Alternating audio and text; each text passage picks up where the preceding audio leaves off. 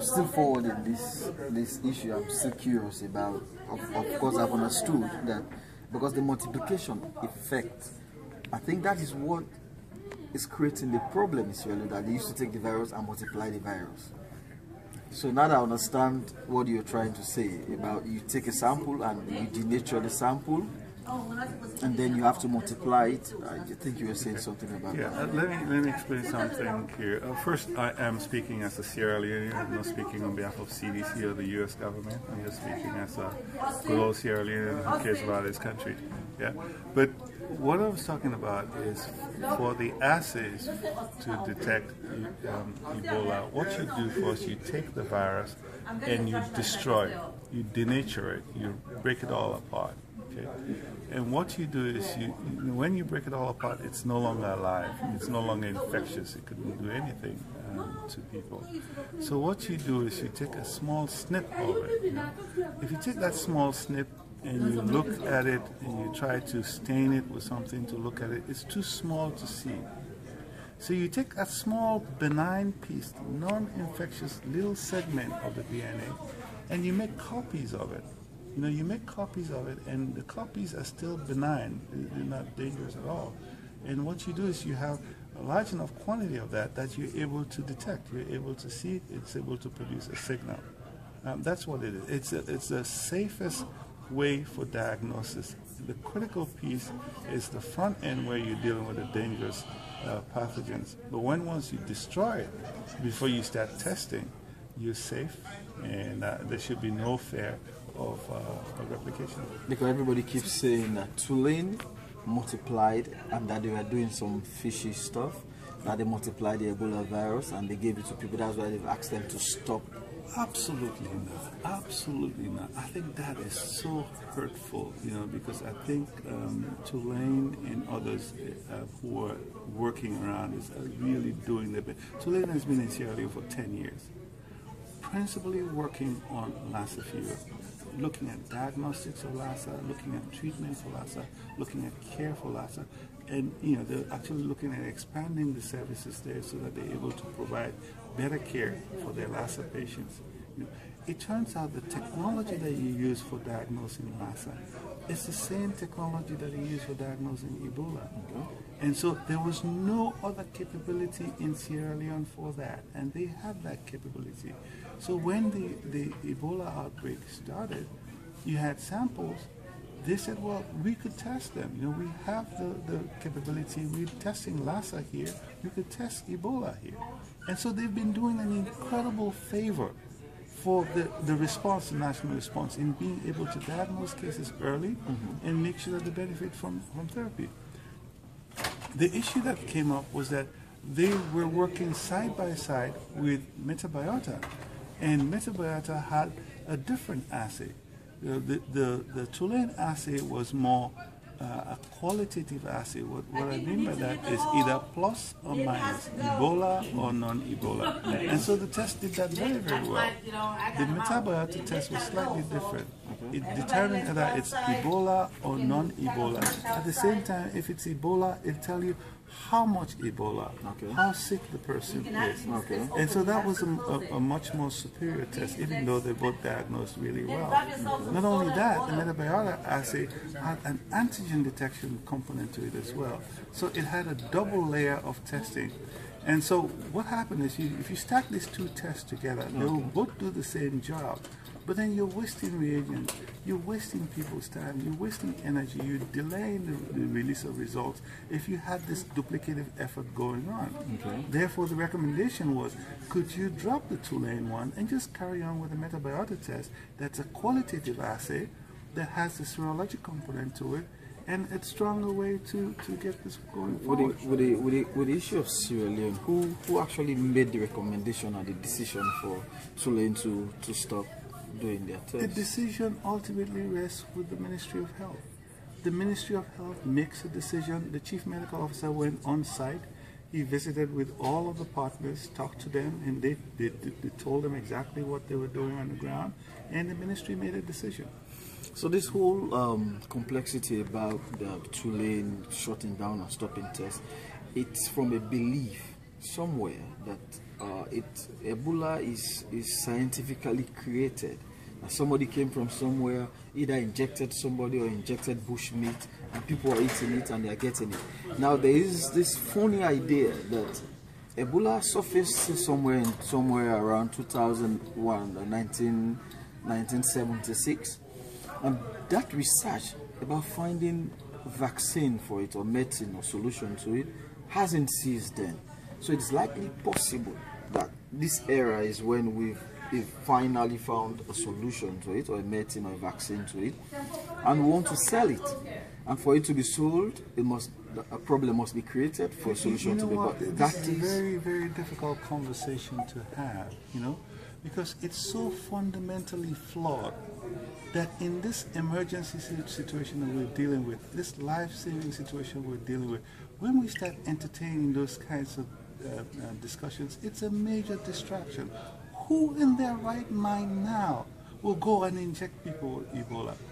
There is no drug. Even this molecule that they're talking about, it's in the very, very early stages of development. It hasn't even gone through proper animal testing yet. It hasn't gone through safety evaluation. It hasn't gone through phase 1, phase 2, or phase 3 evaluation. Who is going to go inject people with Ebola? So that is so fundamentally flawed.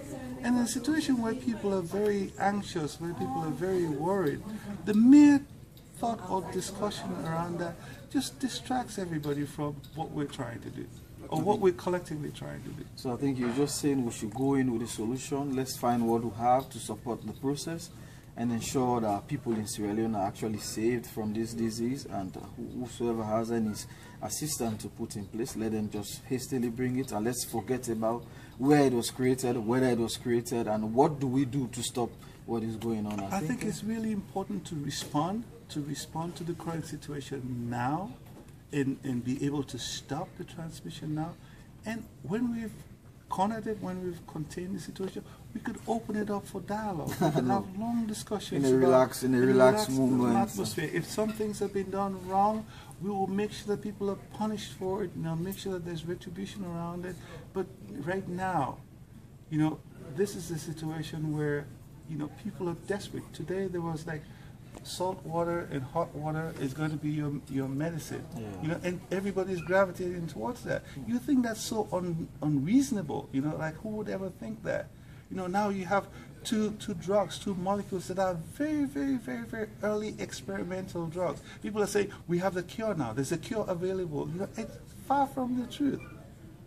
So I think for all of us now, we're dealing with a very, very vulnerable population that's really concerned that we should focus on what is known, what works now, to turn this around. And we will find time to be academic, to discuss these and whatever. But I think right now Tulane is treated unfairly.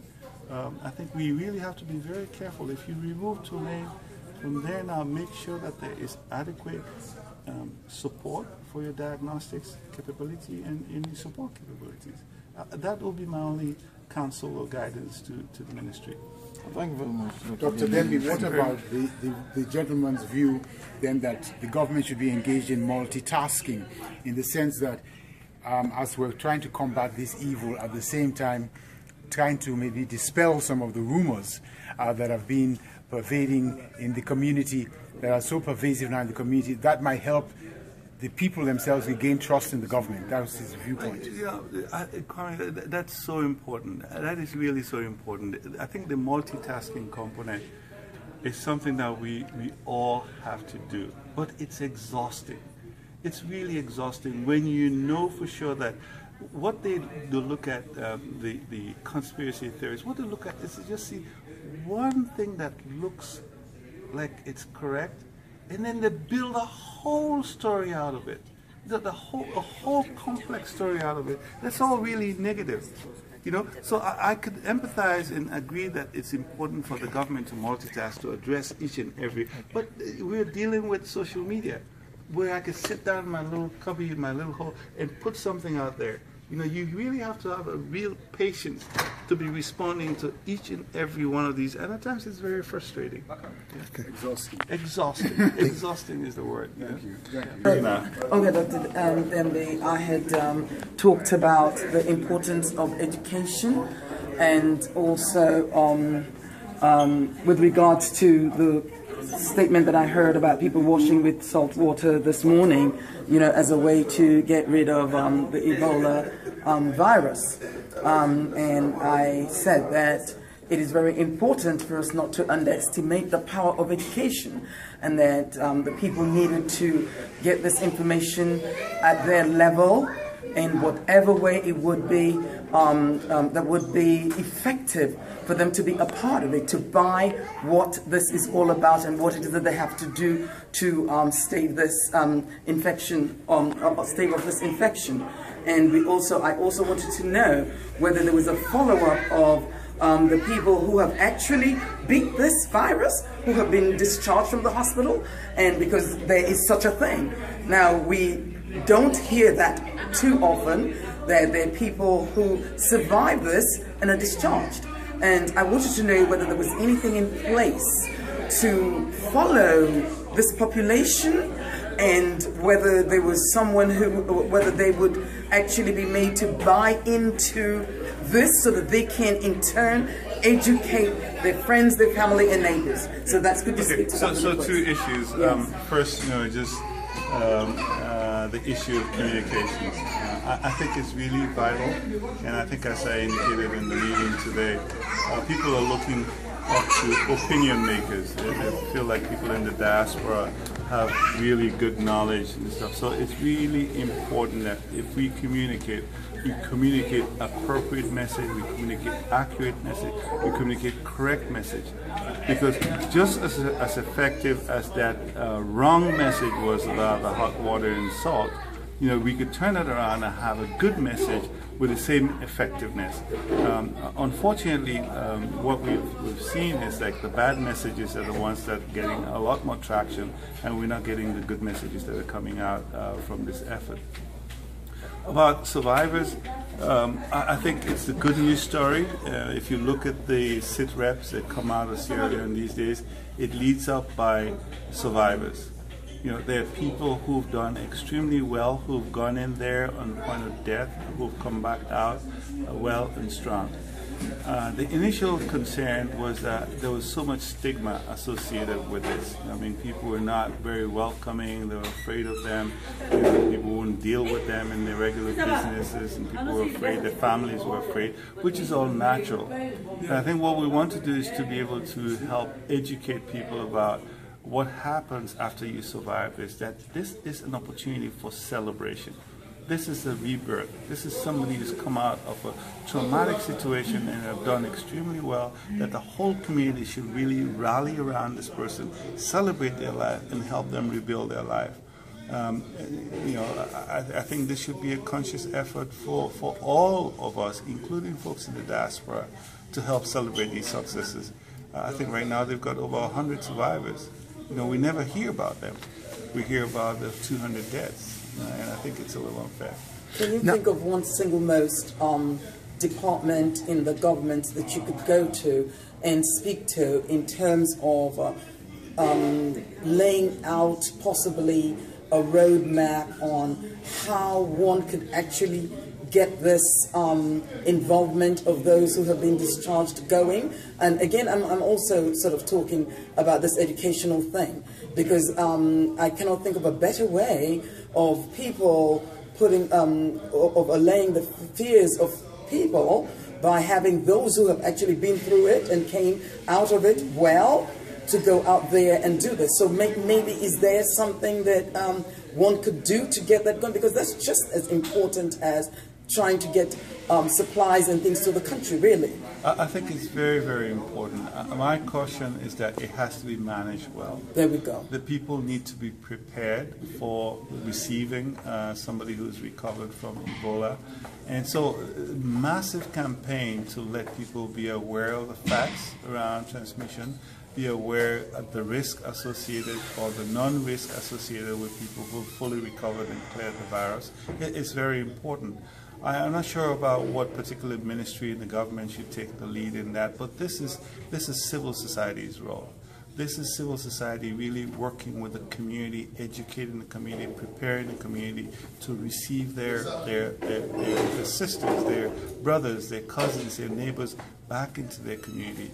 I saw some initiatives by the chiefs in Tulane who were very, very engaged, who were very involved, who would come back and really reintroduce the person to their community. They have a certificate from the ministry that says that they've been Ebola cleared, and they'll help them with relocation and setting up in their new homes. And actually, when I was leaving, I saw that they gave them a small package at the hospital to help them restart their lives.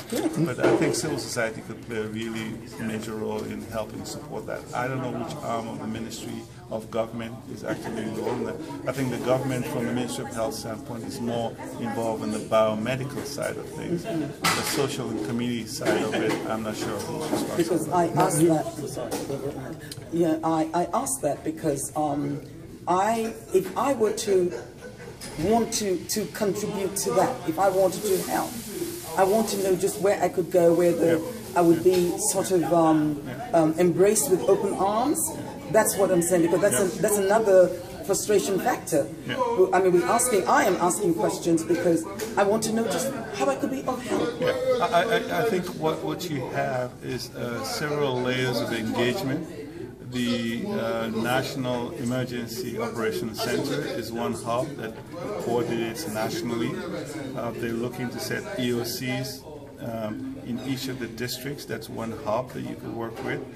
The local chiefs, the religious leaders, another hub that you could work through. Community leaders, another hub. So there's several layers that you could pitch your engagement with, starting from the central level all the way to the local communities. Unfortunately, I think I'm running out of time. Okay, last question. Yeah, so just so we want to get a summary, you mentioned that if we had an urgency, we actually treated this with urgency, that we could stop it within 2 months. If not, then it could drag on and could be very devastating. Yeah. If you were to just summarize, when you say urgency, what could people at home and abroad do and to make it urgent? When you say urgency, what does that mean? The urgency component of it is stopping transmission, interrupting transmission. And that requires everybody that's involved to be able to identify cases early, make sure that these cases move from their communities or from their households to the hospital settings, and disinfect that area. Communications is going to be really, really critical. Public participation is really going to be critical. And I think if you bring the communities together to help look out for their households, their neighborhoods, their chiefdoms, their districts, their country, we'll be able to handle this from the transmission standpoint. The other side is when people come to the hospital, we have to make it important that people understand that there's value in coming to the hospital, that there's benefit in coming to the hospital, that when they come to the hospital, they get good care. And so protecting the nurses, building up their morale, building up their motivation to help patients, and patients coming in early and leaving out healthy and strong will be this incredible complement to what you do in the society. So society component, civil society, general public society work, as well as the work that goes on in the clinical, biomedical setting. If we manage those two, we should be able to knock this thing out of the park. Thank you very much. All right, thank you.